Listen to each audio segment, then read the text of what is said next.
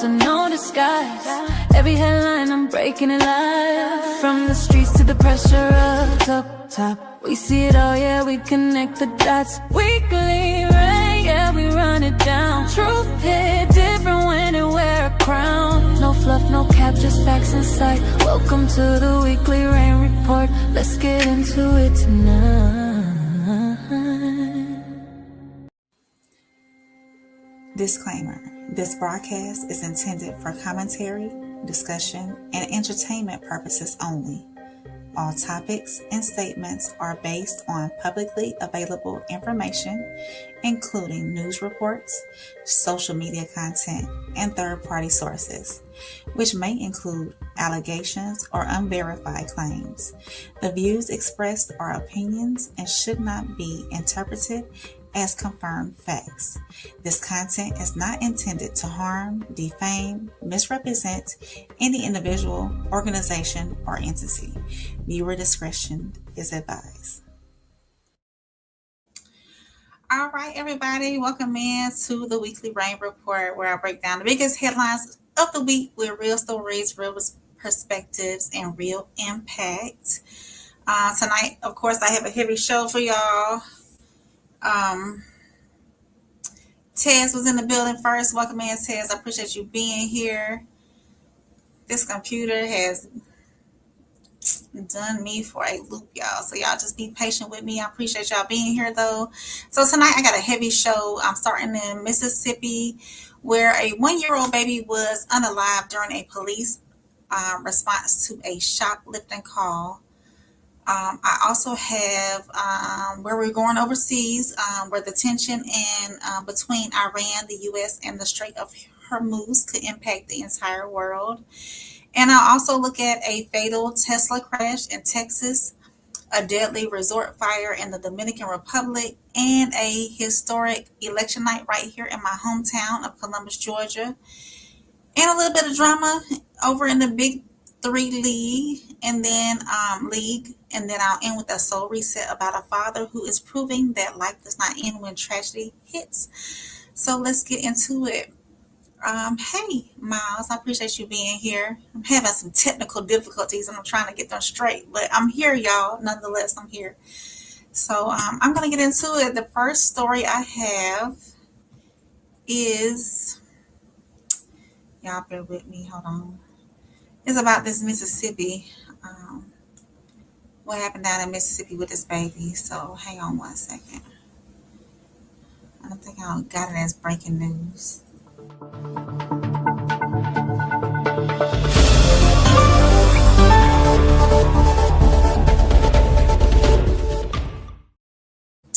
Yeah, so down in Mississippi, unfortunately, a 1-year-old was unalived by police.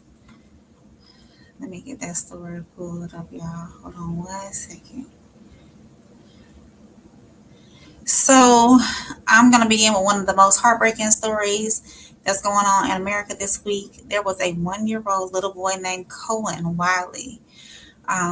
He is now dead after police opened fire on a vehicle outside a Walmart in Senatobia, Mississippi.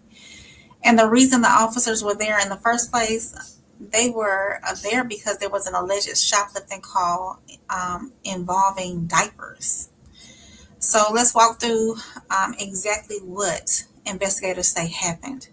So according to the Mississippi Bureau of Investigation, the MBI, officers from Senatobia Police Department and deputies from the Tate County Sheriff's Office responded to a report of shoplifting at the Walmart on Highway 51.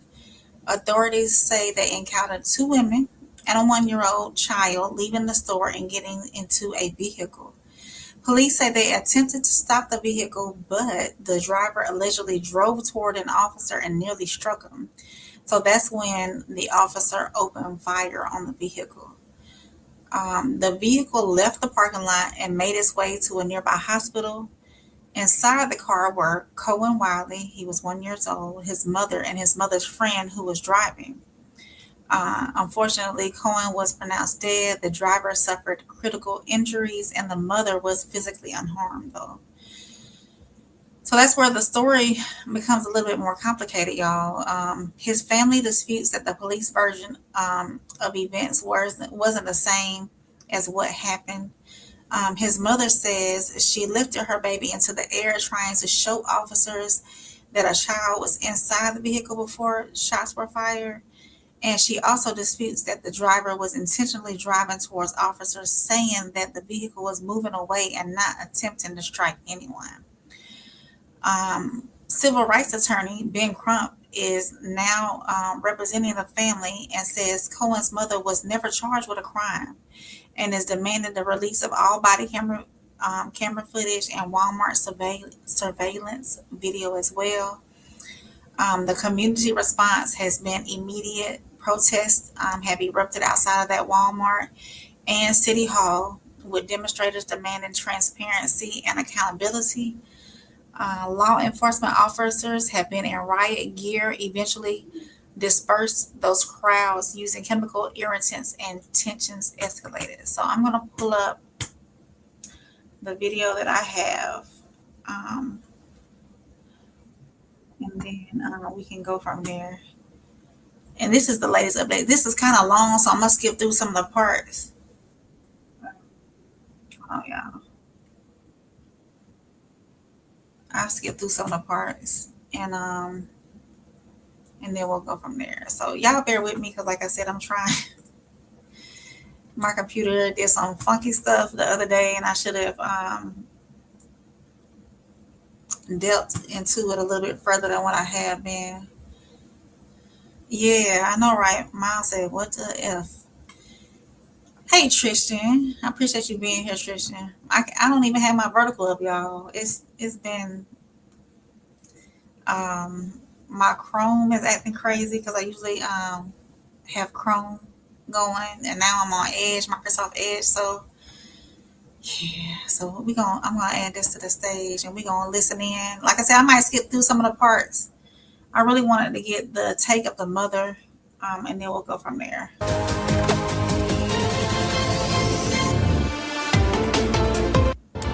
Death of a 1-year-old that was shot by police. This is actually cell phone video from Sunday that you see on your screen. The Mississippi Bureau of Investigation telling us that officers were responding to a shoplifting call when they spotted 2 adults and a child running from the store, then getting into a car. According to investigators, the driver drove toward officers, so they fired shots. 1-year-old Kohen Wiley died at the hospital. Now Cohen's mom, Valencia, is sharing her side of the story. It was me, my son, and another friend of mine who was at Walmart. As we was leaving out the Walmart, they tried to stop her, but I kept walking because it had nothing to do with me. By the time me and my baby got in the car, she came, and then when we was backing up, they was running out the come. I raised my baby up because they withdrew their gun. She had no tent. I raised my baby up trying to show them that he was in the car. So she was backing up and she hit a car. As I was opening the door, so the door flew back in. By the time I set my baby down, it was like 3 to 4 shots. One of the shots hit him in his rib cage, and the other shots hit her in her arm and her thigh. And we left and went to Centopia Hospital, where he was pronounced dead. And they told me I wasn't gonna be able to see him until he get back from Jackson. She got airlifted, and the police told me I couldn't leave out the hospital until somewhere I couldn't leave out, couldn't nobody come in. And I ended up walking out, and the crowd was questioning them, asking them what happened. They was like, she was shoplifting. But the passenger, it was me. They wasn't talking about me. They was talking about the driver. But on the little what's it called, self-checkout, they can see, it's camera, they can see when she got the diapers and walked out. But they tried to say that she forcefully was trying to drive and hit them, but they was all on the right side, and she was driving towards the left. They just personally just shot in the car. Did they try to charge you with anything? No, they didn't charge me. They ain't charged me with nothing. They just let me go. They didn't say nothing.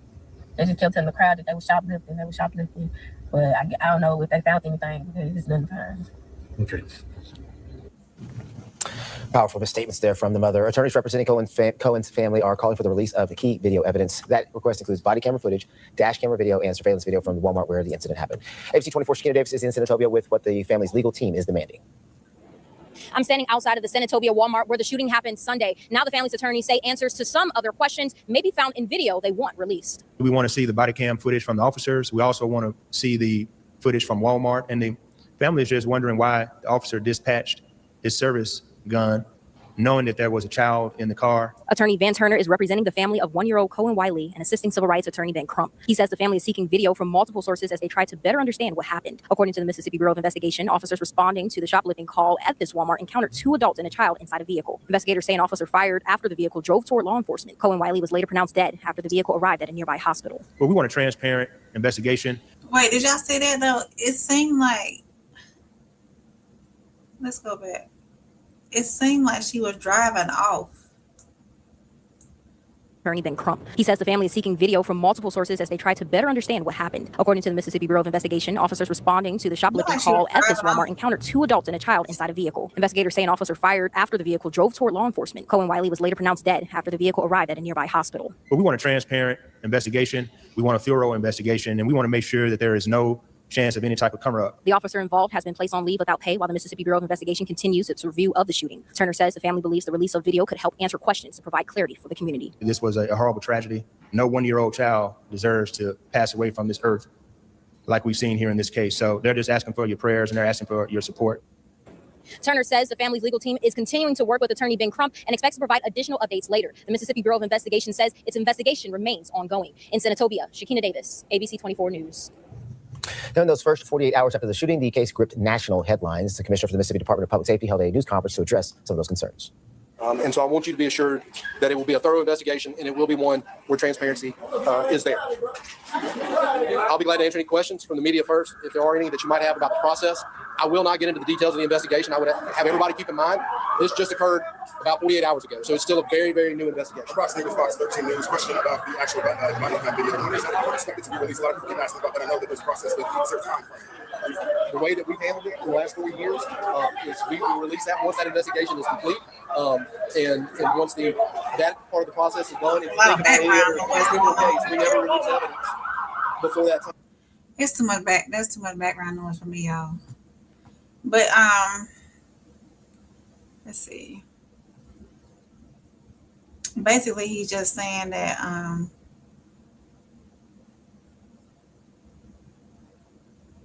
let's see if there's anything else in here. We're gonna look one more. Senatobia packed a Board of Aldermen meeting demanding to see the video footage from that incident. ABC 24's Ezekiel Tomoko has that story. Community members filled Senatobia's City Hall following the death of 1-year-old Kohen Wiley after he was shot and killed in the Senatobia Walmart right off of US 51. Now, when it comes to community members, they say that they've had enough and they're demanding for evidence when it comes to what took place here on Sunday. According to the Mississippi Bureau of Investigation, officers with the Senatobia Police Department and Tate County Sheriff's Office responded to a shoplifting call Sunday at the Walmart on US 51. Investigators say that officers encountered 2 subjects and a child leaving the store in a vehicle. The MBI says that the driver allegedly drove towards officers and nearly struck one of them before an officer fired their weapon. Now, the vehicle later arrived at a local hospital for 1-year-old. So they're basically saying everything else. Let's see what these. At Walmart parking lot. And what called is the range officer to feel the need to fire on a woman and a child. The FBI is over the investigation. Listen what I'm saying. I would like to see the footage just as well as everybody else in order to make a decision. I mean, you get what I'm saying?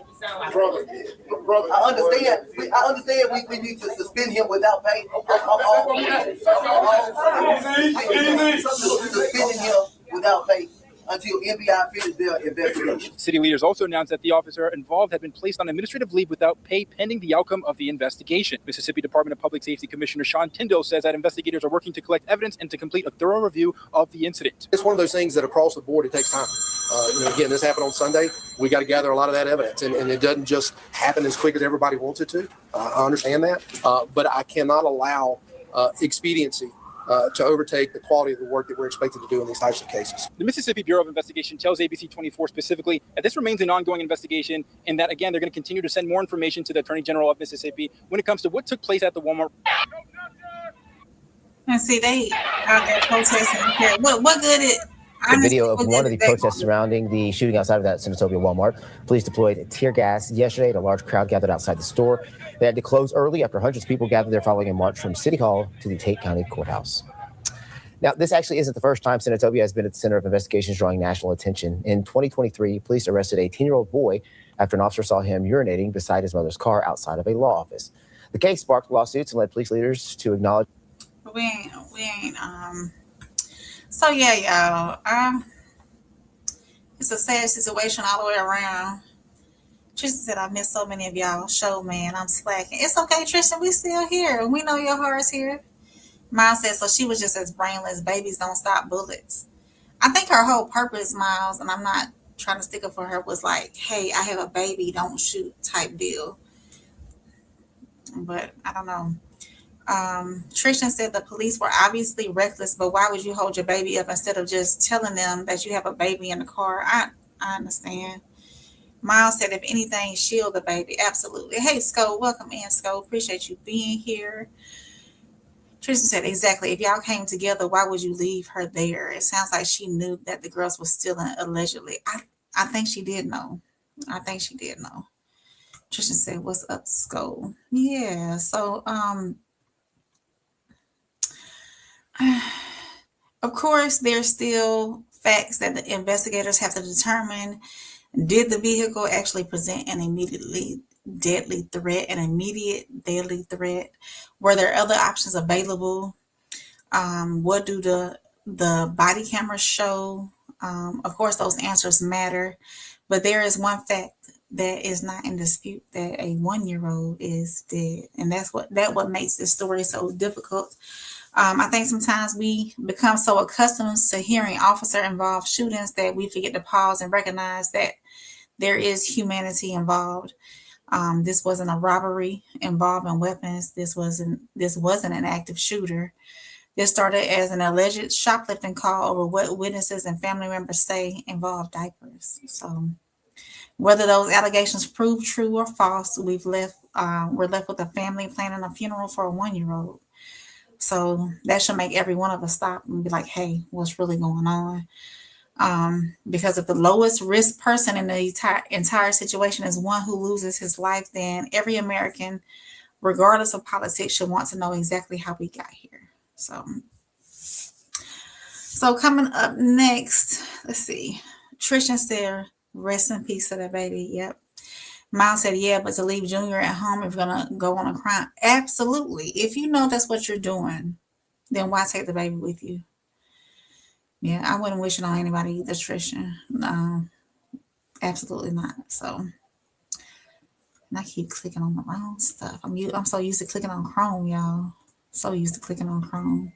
So coming up next, I'm gonna go overseas and if you're catching this on rewatch, make sure you hit that like button. Make sure you hit that subscribe button. Make sure you leave me your comments down in the comment section. Let me know what you think. And yeah, we'll move on to our next segment. It's got me so discombobulated having to use something else, y'all. Going from Chrome to Edge. So now we're gonna go overseas to explain why tensions between Iran and the United States could affect everything from global security to the price you pay at the gas pump again, y'all. Because at first we thought everything was gonna go down. So this is gonna be my policy and pressure segment. Let me pull that up for y'all.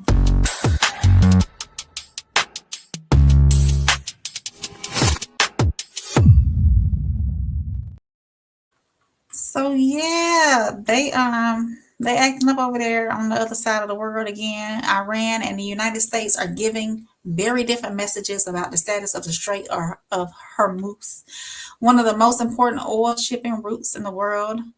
Iranian-linked reports say the strait will not fully reopen unless conditions are met, including a ceasefire in Lebanon and waivers tied to Iranian oil sales.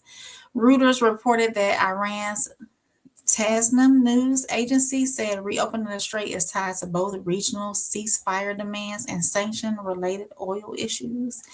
Meanwhile, U.S. officials have pushed back, saying commercial traffic is still moving. Other reports say U.S.-Iran talks are underway in Switzerland with the Strait of Hormuz, Lebanon, and nuclear negotiations all a part of the broader conversation. So here's why this matters to everyday people like me and you. So the Strait of Hormuz is not just a place on a map. It is a major passageway for global oil shipments. When tensions rises there, the impact can show up in gas prices, shipping costs, grocery prices, and global markets. So Even if this is happening thousands of miles away, it can still hit our regular families in the pocket the way it has been. And I don't have this on my playlist, so hang on, y'all. We're going to see what we can find right quick.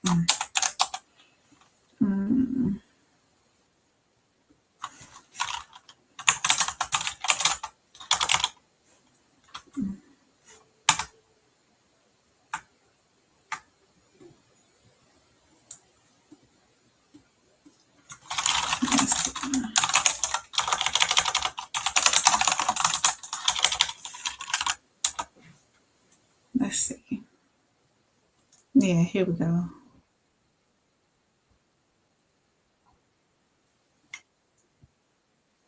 Hold on, girl. I'm going to add you to the stage. Here we go.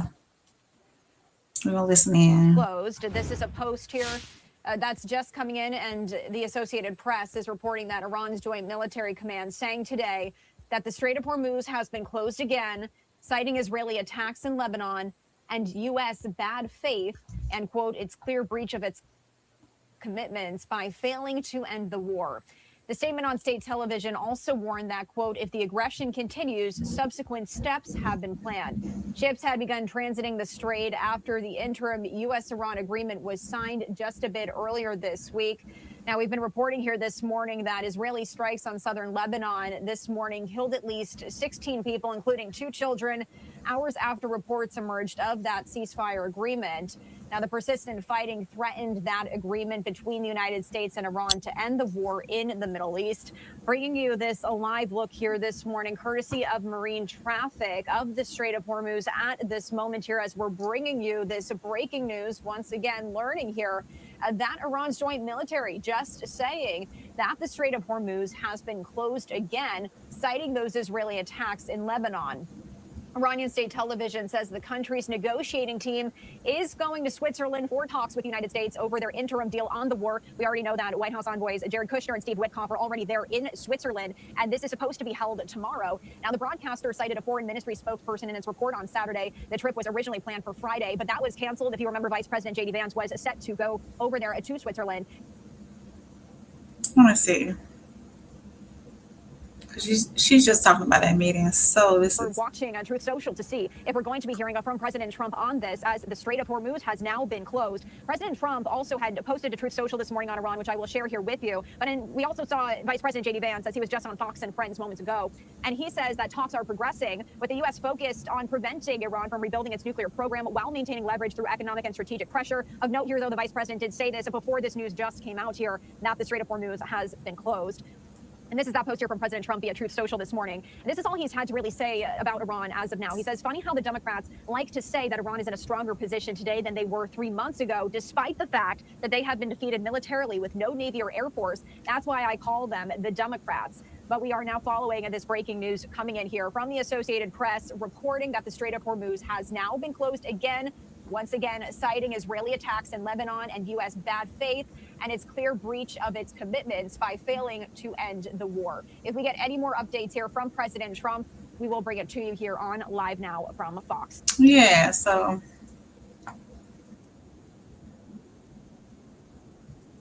all right, we're not listening to them. So yeah, they've closed the Strait of Hormuz again. So of course, this is one of those stories where global politics become local pressure. Many people may not know what the Strait of Hormuz is, but they know that what it feels like when that gas jumps 30 cents overnight. And this is why international conflict is not just over there. It comes home through prices, military decisions, and uncertainty. Yeah, so hopefully this time, hold on, y'all. There we go. Hopefully this time,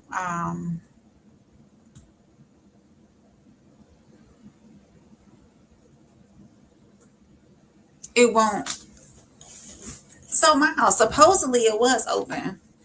And I did notice gas prices did go down. Now, as far as like prices for everything else, it's been pretty much the same. But as far as I know, prices did go down at the pump for a good little while. So Once they did that ceasefire, it was supposed to be reopened as far as I know. So yeah, I'm not totally for certain on that at all. So hopefully, like I said, these gas prices won't go up again, because honey, I miss filling my car for $25. It doubled. It doubled whenever it did fill up. So now I'm gonna go to my next segment, which is radar under investigation.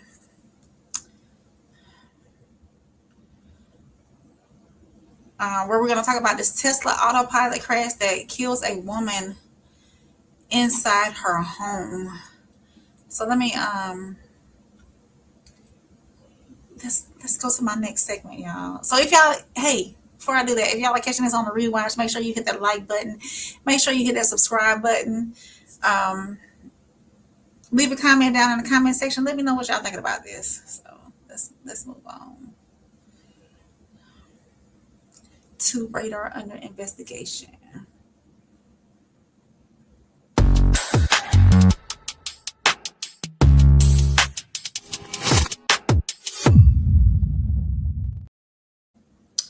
So in my next segment for radar under investigation, we're going to be talking about this Tesla accident that killed this older woman. I think it was out in Texas. Hold on, let me pull up my notes. So a woman in Texas was killed after a Tesla crashed into a home near Katy, Texas. ABC News reported that investigators say the driver claimed the vehicle was operating with an automatic driving assistance system when it crashed into the house. The victim was a 76-year-old woman inside of the home. Local reports gathered by Ground News said the driver was also taken to the hospital, and investigators are looking into whether the autopilot or another driver assistance feature was active at the time. And this is where, the conversation gets kind of serious, because when people hear autopilot, some assume that the car is driving itself, but these systems still require human supervision. And that's the tension. If a vehicle is marketed as advanced, self-driving, or automated, how much responsibility does the company carry when people trust it a little bit too much? So, and how much responsibility still belongs to that driver that is supposedly driving this vehicle? So we're going to watch the video, and then we'll talk about it a little bit more. Hold on, let me add it to there we go. Let me add that, and then we'll go ahead and play it. Capturing a Tesla driving through a Texas neighborhood Before before crashing into this home outside Katy, killing an elderly woman inside. Authorities say this blue Tesla Model 3, caught on a neighbor's doorbell camera, was speeding, blew through an intersection, and missed a turn, and moments later, the car slamming into the brick front of a home. Inside, a 76-year-old grandmother airlifted to the hospital. She did not survive. The kids were scared. My mom and my uncles, they were like, it's insane what just happened, especially right in front of us. A neighbor outside with his family for a birthday party saw it all. And I just flew straight into their home. It just happened so quick. The 44-year-old driver allegedly told deputies he was using his car's automated driving system. Deputies say he showed no signs of intoxication and is cooperating. He has not been charged. Now, investigators are working to determine if that technology played a role. Tesla's own safety report claims vehicles using its self-driving system have 7 times fewer crashes, roughly 1 for every 5 to 7 million miles driven, compared to 1 every 660,000 miles for human drivers. But the company stresses it still requires an attentive driver and does not make the car autonomous. And it's not the first incident in Texas. In April, a driver said his Tesla, using its full self-driving technology, suddenly accelerated through this lowered railroad gate in Plano, barely missing that oncoming train. And the federal scrutiny is growing. Safety regulators are now investigating some 3 million Teslas over their self-driving software, recently escalating that probe to the last step before a possible recall. Tesla did not respond to a request for comment. Gio? That's wild. Did y'all know that in Atlanta, too, they had these Waymo cars? I don't know if y'all have heard of Waymo, but they're the self-driving like Uber cars where they come get you and there's nobody in the car, but this is No, not self-driving, autonomous. I guess you say autonomous car. And they were causing havoc up in Atlanta too. As a matter of fact, let me see if I can pull that up. And it was recently the Waymos in Atlanta was causing issues driving around. Yeah, about a month ago. We'll look at that right quick because it's not. Let's see. I was trying to find one that was kind of short. Yeah, we'll look at this one right here. It's like a minute and a half. Share this tab. Let me pull this up. One after another, driverless taxis Look at that, y'all. streaming into several Atlanta cul-de-sacs at virtually all hours of the day and night. So as more were coming in, more were going out. It was just a constant stream of coming in around the circle. After roughly 50 of them showed up last weekend, the annoyed neighbors put out a traffic turtle, but that only led to longer backups. One of them almost did run over our cul-de-sac cat, Buddy, and so that was the final straw. The robo-taxis appear to be in a holding pattern, waiting for their next assignment. Waymo tells NBC News it has already worked with our partner to address this routing behavior. It's the latest Waymo speed bump, coming just days after the company recalled nearly 4,000 robo-taxis for software fix after some cars in Texas and California drove into flooded streets and stalled.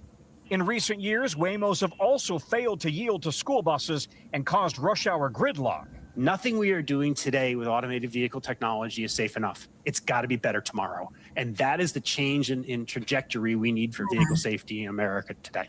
Waymo says it's... So that's just, a little tidbit of Waymo and these autonomous cars being driven around.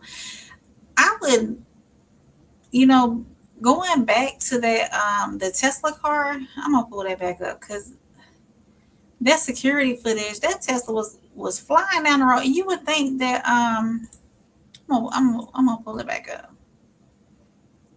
You would think that him being in the car, he would have put his foot on the brake or something flying out. Look how fast he going. They say this blue Tesla Model 3 caught on a neighbor's doorbell camera was. You would think that he would have slowed down or something. So I'm not certain. I don't know if I trust it or not. Miles said, right, I definitely filled up, but they will tell us anything. Oh yeah, you right, Miles, you right. Souls, hey Souls, welcome in. Appreciate you being here. What you waiting? Well, I think so. You said my thoughts exactly. Because if I'm in a neighborhood, a subdivision, a neighborhood like that, let's look at it. And we're gonna look at it one more time. Let me back it up. Right there. Watch. Authorities say this blue Tesla Model 3 caught on a neighbor's doorbell camera was speeding. I mean, he was speeding. I don't think that car would have been speeding. I think maybe he fell asleep, his foot hit the accelerator, and then the next thing you know, because he blew through stop signs. Next thing you know, unfortunately he was in the lady's house. So, and unfortunately, she passed away from her injuries from it. So yeah, that's some tough stuff. So technology is moving faster than public understanding, really. I think sometimes people trust the name more than they understand the limits. Autopilot does not mean accountability disappears. A woman was inside her home. She was not on the road. She was not part of the traffic. She was in what she should have been one of the safest places she could have ever be, and that's at home. So the question is not just was the car on autopilot. The question is, are we letting convenience outrun safety? I know I've seen before on like YouTube, TikTok, these other places where these people are in these Tesla cars on their phone, not watching the road, letting autopilot take over and whatnot. But to me, that's a little bit too trusting. I don't even like using, what's they call it? What's they call it on the car, y'all? Where you set your speed. Dang dang, what is that called? It's on the tip of my tongue. I forget what it's called. Cruise control. I don't even like using cruise control. Even when I am using cruise control, my foot is right there by the gas or by the brake. One of the two. If I do choose to use it, but I can't. It's just too trusting to trust a machine to do that without you guiding it, So if you're catching this on a rewatch, make sure you hit that like button, make sure you subscribe, and leave me a comment down in the comment section. I talk back. And we're going to move on to the next segment, reality check. Over in the D, we're going to go over to the DR. So let me pull that up.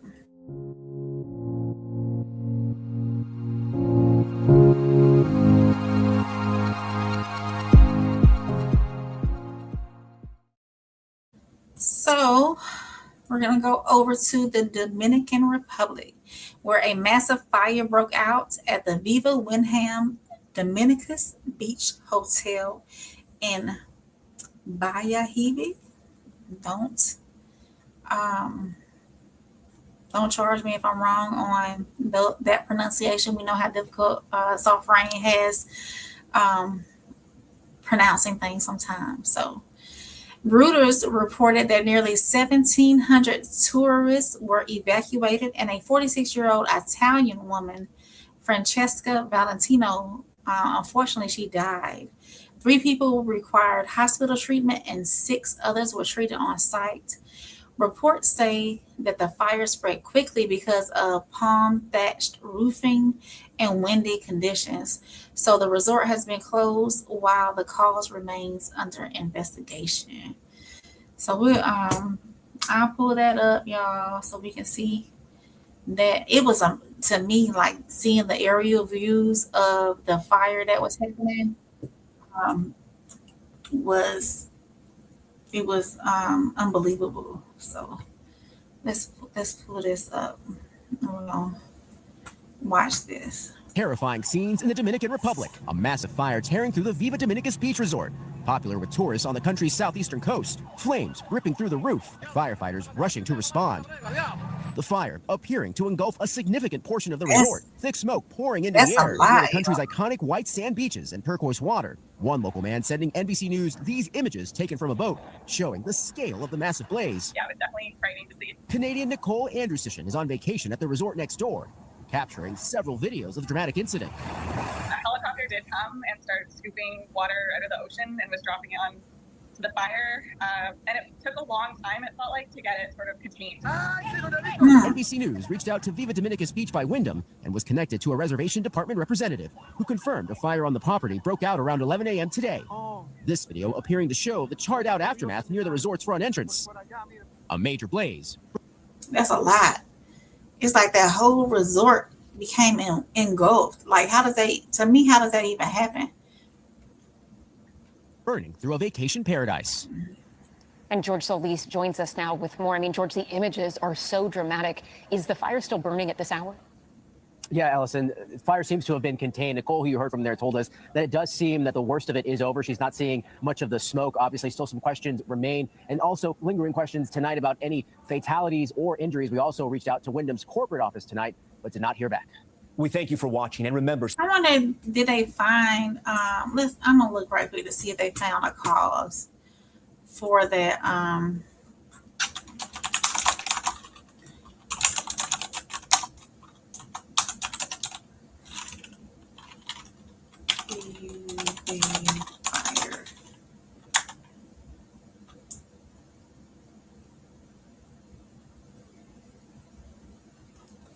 It don't say. It just says it's still under investigation, y'all.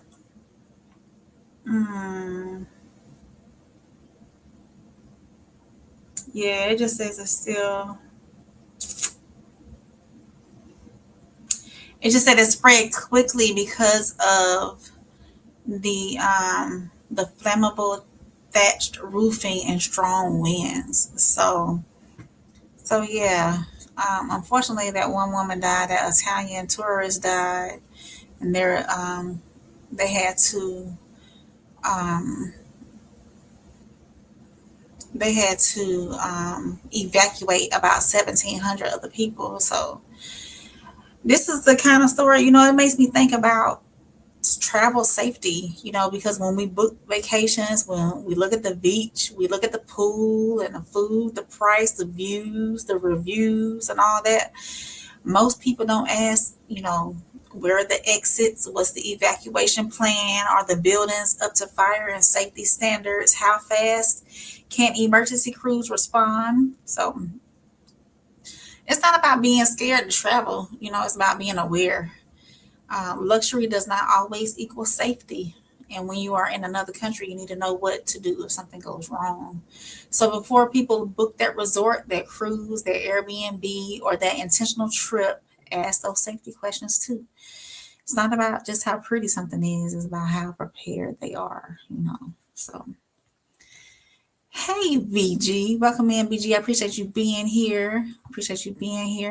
If you are catching this segment, the reality check on the rewatch, make sure you leave a like, make sure you comment, make sure you hit that subscribe button. Let me know what you think about this fire that happened over in the DR. And so we're going to move on. I think I got like maybe 2 more segments for y'all. I'm not going to keep y'all here all evening. I'm going to come on real quick and give y'all a little bit of something of what my eyes have been watching all week. Oh, we're going to move on to hometown rain. You know what? I want to do, we'll do hometown rain next. I got 2 more segments after this one, so y'all just be patient with me. So hometown rain. Let me pull that segment up. Hometown rain.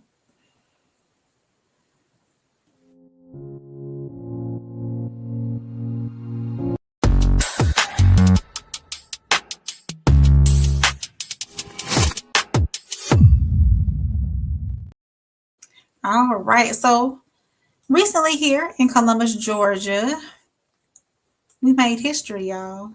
The former city mayor, Isaiah Hughley, won the Columbus mayoral runoff, defeating city council member Joanne Kugel. WTVM, our local station here, reported that Hughley received 16,309 votes, while Kugel received 15,312 votes, making him Columbus's first elected Black mayor. So this is a major movement, y'all. A major moment too. And whenever people supported him or not, because there was some things going on in the background that a lot of people did not support Mr. Hughley. But this is history for Columbus because local leadership matters. The mayor is connected to public safety development, city services, roads, housing, business growth, and the overall direction of the city. And Columbus is a city with deep history, deep challenges, and deep potential. So let me play that video.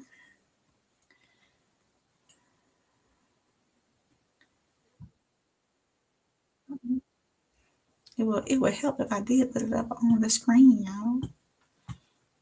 Political landscape, a first ever elected Black mayor, despite being fired last year as city manager after 20 years on the job. The move came just months before he was set to retire. Another unprecedented moment. Now, a record number of women are about to take seats on Columbus City Council. News at 9's Gabriella Johnson is live in our newsroom tonight with what this new era could mean for how the city operates going forward. Gabriella, certainly lots of excitement and anticipation about what's ahead.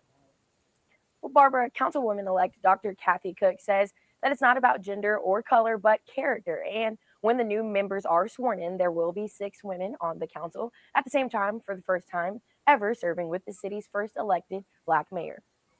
It took a runoff and a 1,000-vote margin, but former city manager Isaiah Hughley is now mayor-elect of Columbus. He defeated Councilor Joanne Kugel and will lead the city for the next 4 years. I'm ready to go to work day one. Hughley, who served as city manager for 2 decades before being fired last year, says his focus now is healing divisions after a tumultuous political year. We've had 70 mayors, but we've never had an elected African-American mayor.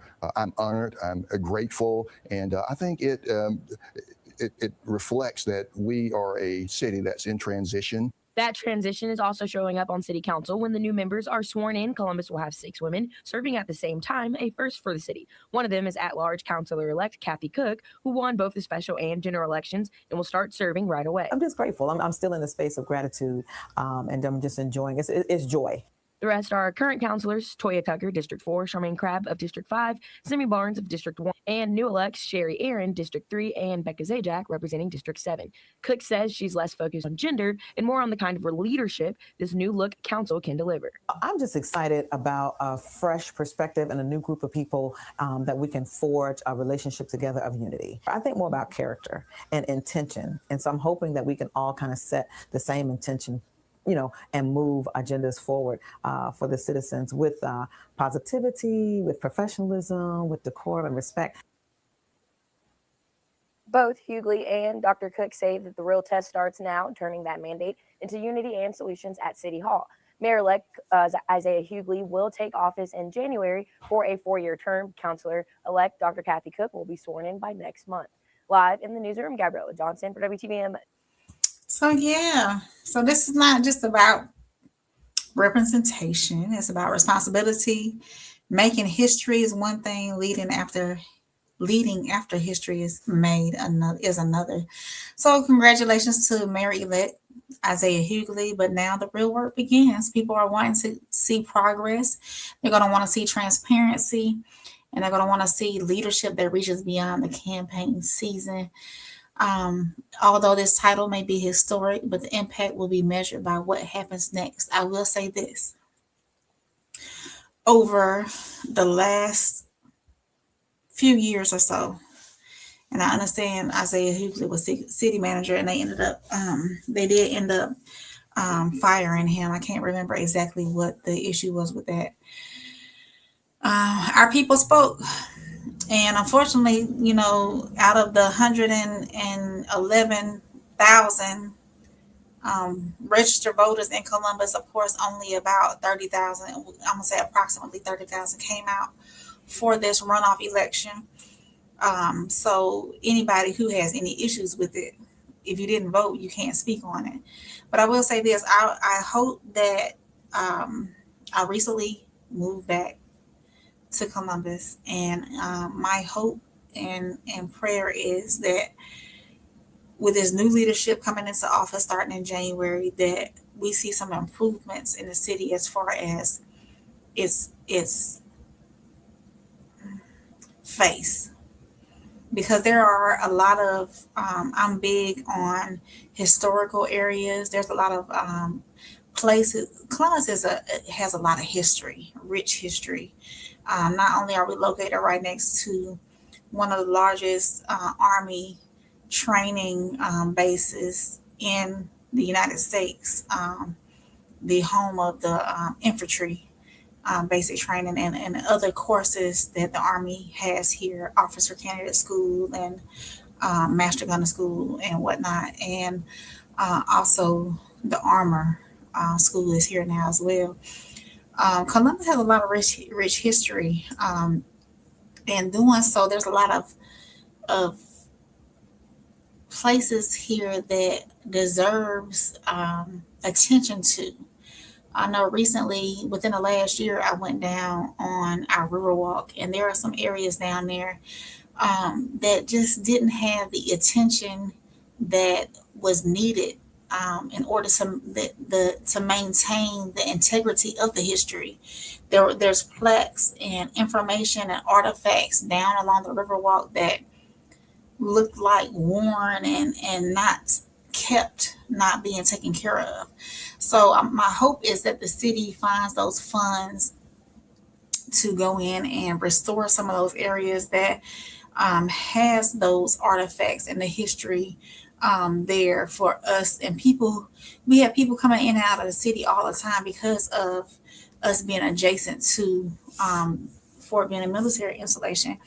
So with those different families coming in and out of the city all the time, and the city having this rich history, I would hope that the city finds funds and time to update those areas that shows our rich history that we have here. Columbus is a very interesting city. Coca-Cola was born here. We do have a great Columbus State University is a great university here. And it's just, there's a lot of, you think Coca-Cola was born in Atlanta, and it wasn't. It was right here in Columbus. The history starts here in Columbus with Coca-Cola. So, but yeah, I hope that's my hope. And also another hope of mine with the city is that we find programs for our youth to spend their time doing, that the city helps that. So, but yeah, so I got 2 more segments for y'all, and I'm gonna get up out of here. That country relies on tourism. Yes, the DR does rely on tourism. They really do.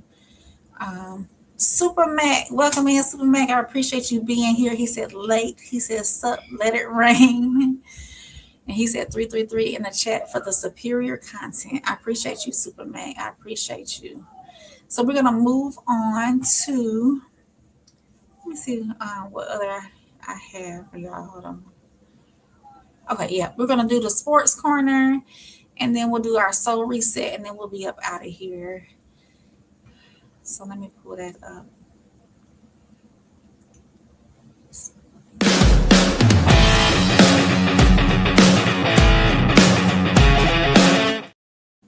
Ooh, and that was loud. And Soul said that he was gonna help me on my segment intro for sports. So I'm waiting on that, Souls. If you're watching, let me know what you got for me, because you know I'm always open to any suggestions. So last night, y'all, I was watching the Big 3. The Big 3 season started with major drama already.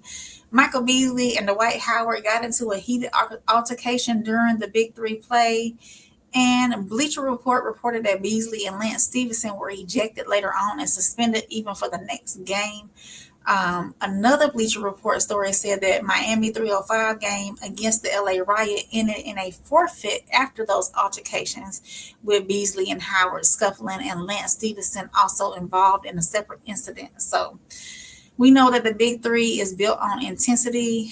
It is former NBA players, big personalities, physical basketball, in a league that knows that drama gets attention. But there's a line. Competition is one thing, chaos is another. So let's watch the video. It was interesting to watch. This was really, I didn't know about Big 3 until yesterday. I came up on it just flipping through the TV.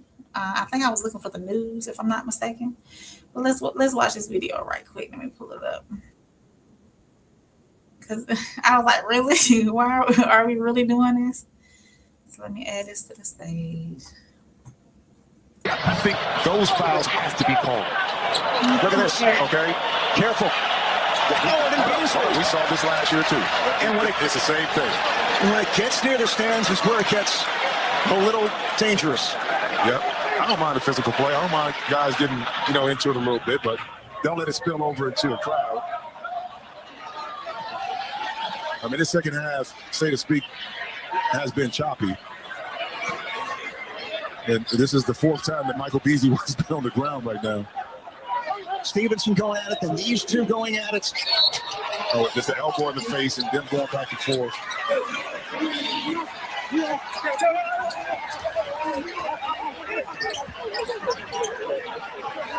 I'm all for the physical play, but I want to see guys hoop. Yeah, I want to see guys play. Be physical. I love it. Do it, but don't let it impact the game where now we're having all these stoppages in the second half. Yeah, let's watch again, Jim. And right there, play. Let's see where there was some other. Was this it? Intercede. Didn't have a chance. Nope. What's that same one? Hold on. Long Lance Stevenson, so.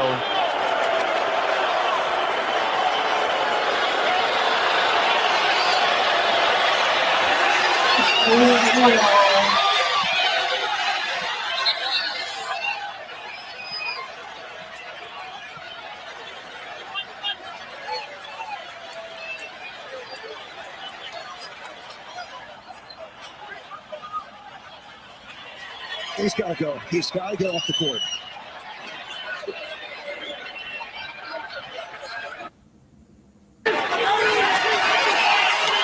he is playing to every part of the crowd right now, or he's trying to at least.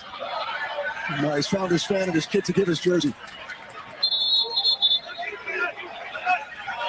So Beasley was teed up earlier. That's his second tech. Howard was teed up for stepping on Beasley's foot. He gets his second tech. Yep. And Howard is pleading the Ice Cube, but it ain't Ice Cube ain't got nothing to do with this. I mean, the rules are the rules. I mean, see, they didn't even have enough active players to finish the game, unfortunately. I thought it was interesting because, you know, it's outside the normal NBA stuff. Michael Cooper is speaking to a fellow Hall of Famer. but you know, sometimes I would be, if I'm a coach and I see that happening, I may pull my player out for a couple of plays just to prevent them from hurting themselves and the team with going back and forth. You see what I'm saying? Yeah. So I thought that was interesting. Watching it for my first time watching the Big Three, and I figured I'd bring that to y'all here on the Rain Report, the weekly Rain Report. So yeah.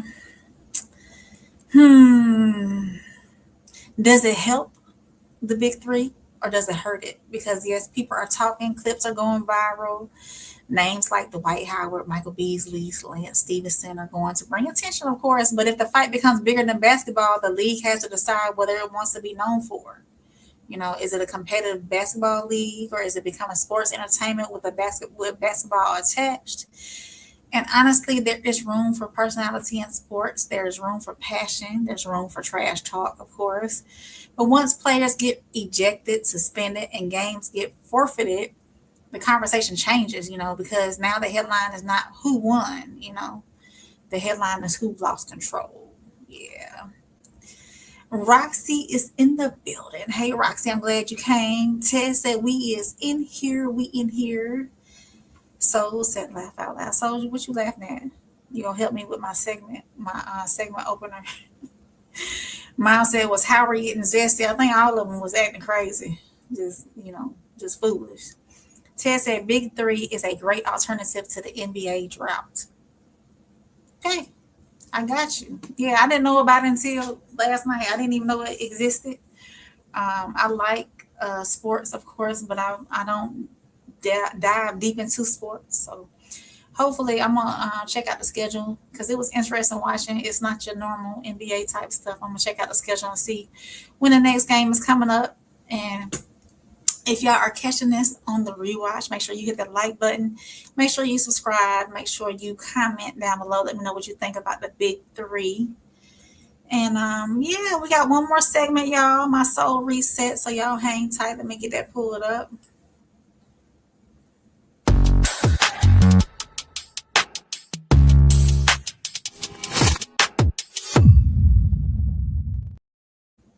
All right, y'all. My last segment is Soul Reset. And of course, it is Father's Day. So I want to send a happy Father's Day to all the fathers that are present, all the fathers who are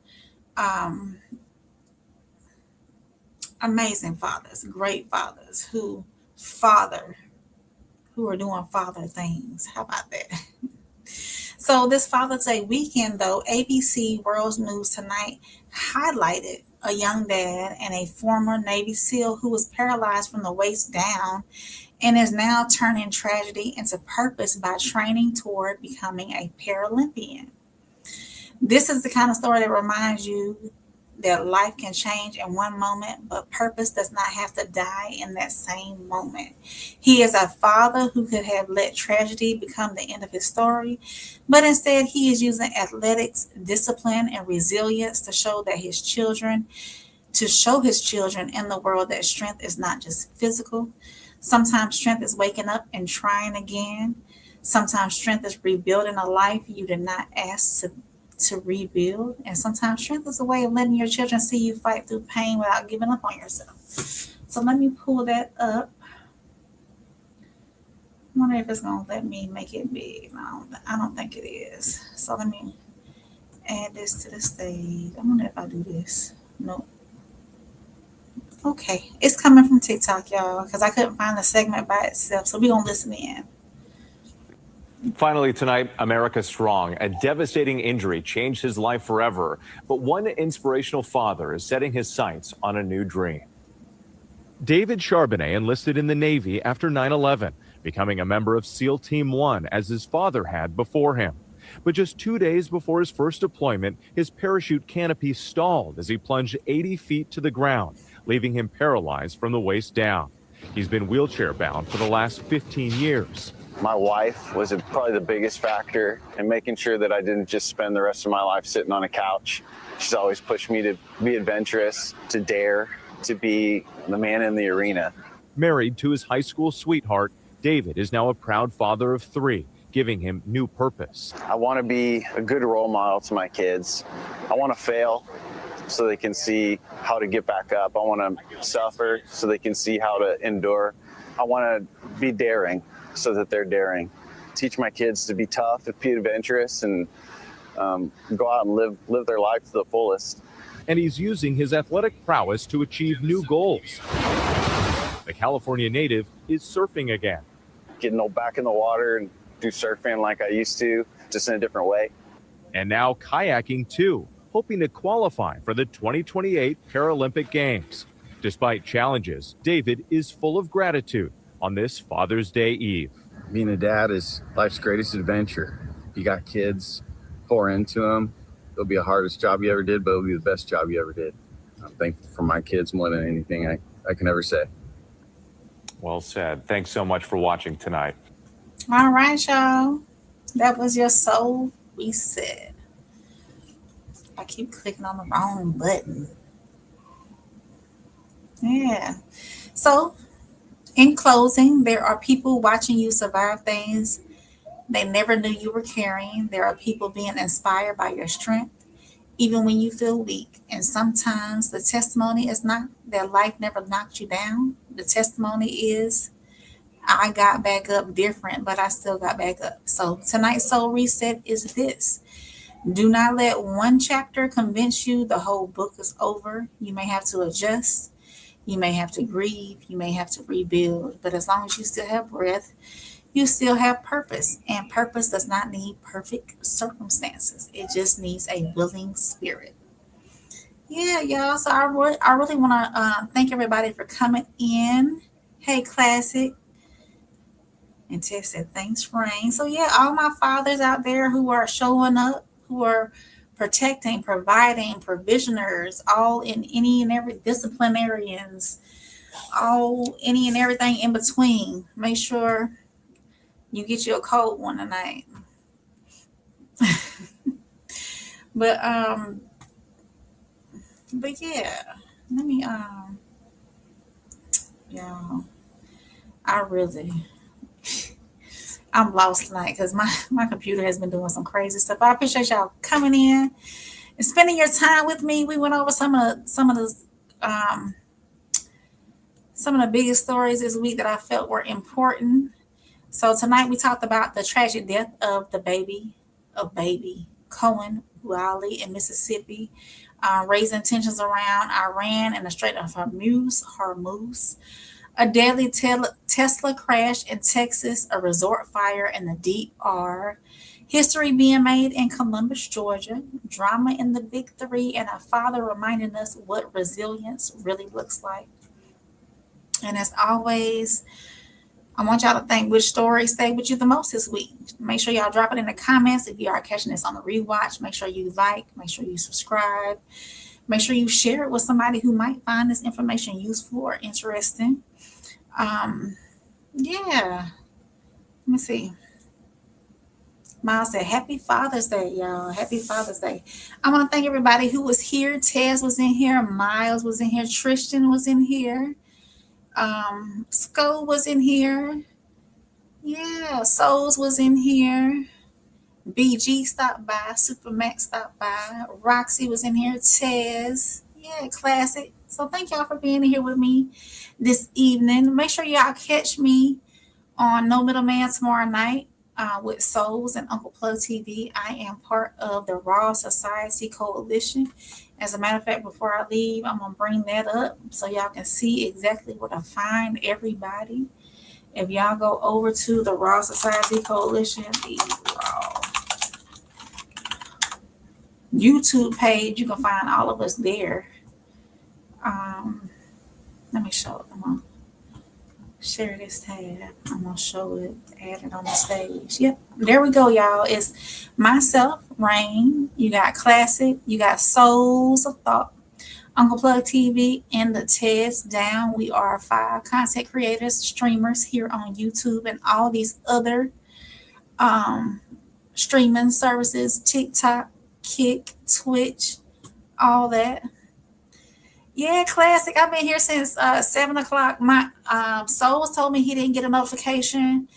I don't know who else didn't get notifications. I couldn't do the vertical. I didn't know the vertical wasn't scheduled, and I couldn't change it to where I could have the vertical up. So my computer doing some crazy stuff.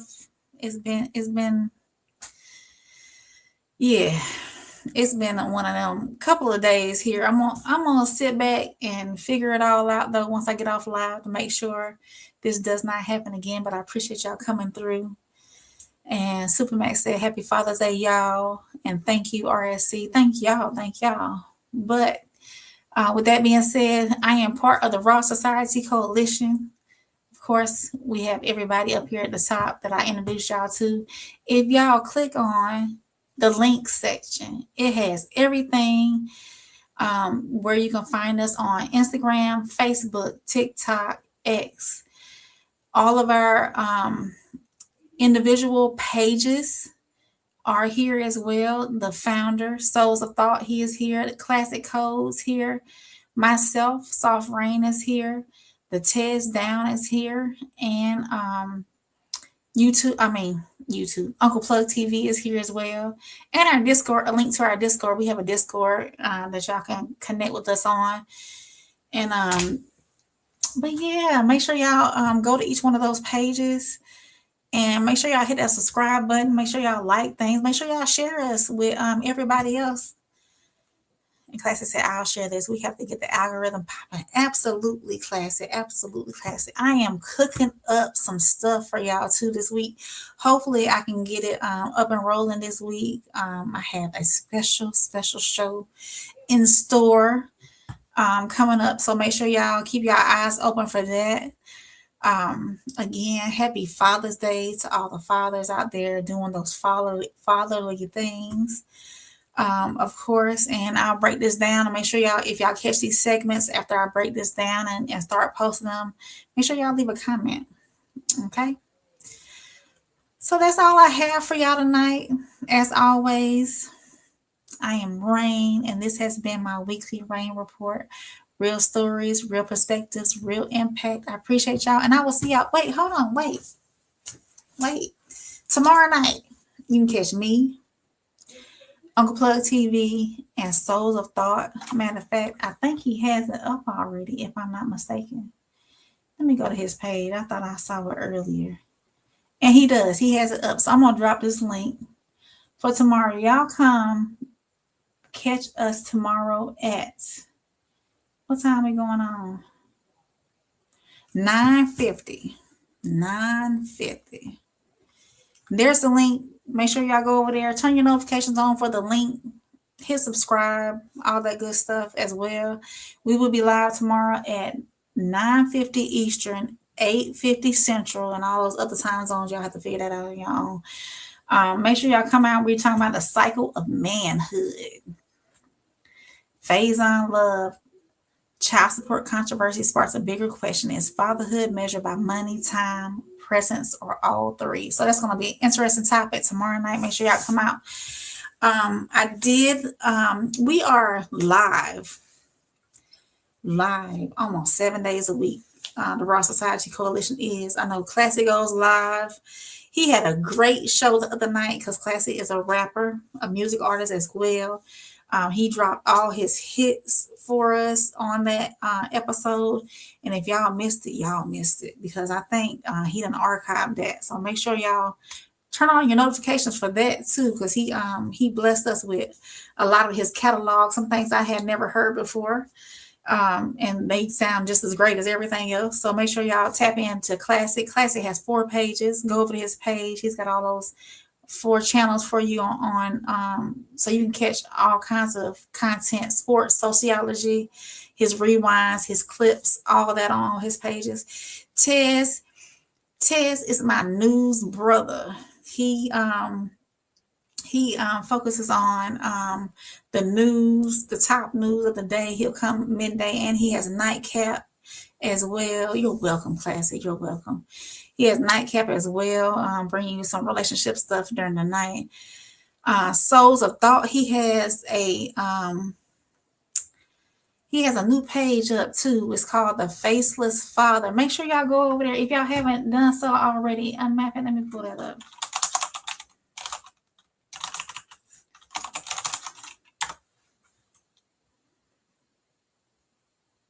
Here it is, the Faceless Father production. I'm gonna give y'all the link to that. He's getting ready to put some. He's got 1 video up. Great content. Make sure y'all go over there. Yeah, Ted's Nightcap is wild. I need you to do Nightcap on the weekends. Around 12. Classic. I missed your last Red Room. I'd be knocked out. But yeah, Tess, I need you to do that on the weekend, like towards the end of the week, so I can join y'all on Nightcap. Classic has Red Room. Y'all, we have so much stuff. Make sure y'all join Souls, though, over on his new channel called The Faceless Father Production. His first video that he posted about Carmelo Anthony's video being released. Great production. Make sure y'all go over there and check that out. Hit that subscribe button when you get there. Make sure you like it as well. Make sure you share it as well. We all got some Red Room was dope. We missed you at the club. Listen, I haven't watched it yet. I probably will go watch it this evening before I go to sleep. Bridget said, "Whoa, you got the most value. Think about it." Okay, Bridget, I appreciate you. But yeah, y'all, this has been good. Make sure you check all of us out. We bring great content. Uncle Plug TV, he had a live today. His story time, his algorithm be wild. And tune in tomorrow because he's probably doing a show with Doe. Plug into the Doe. They have a great show. But yeah, y'all come check us out. If you're catching this on the rewatch, just go over to the Raw Society Coalition's page and go subscribe to all our pages. We bring out, turn on the notifications, even though they don't be working. YouTube, I need you to get it together because it sure didn't send anything out this evening, and I sure didn't post anything on YouTube or in the Discord either, so that's kind of my fault too. But yeah, y'all have a good evening. I hope y'all got some rest. The fathers got some rest. I hope y'all ate good. I did cook a little bit of something today. So we will catch you tomorrow. Tune in 9:50 Eastern, 8:50 Central, no middleman panel. I see y'all tomorrow.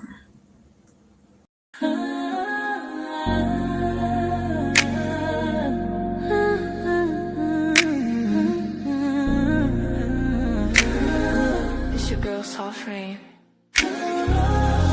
Real talk, no filter, no disguise.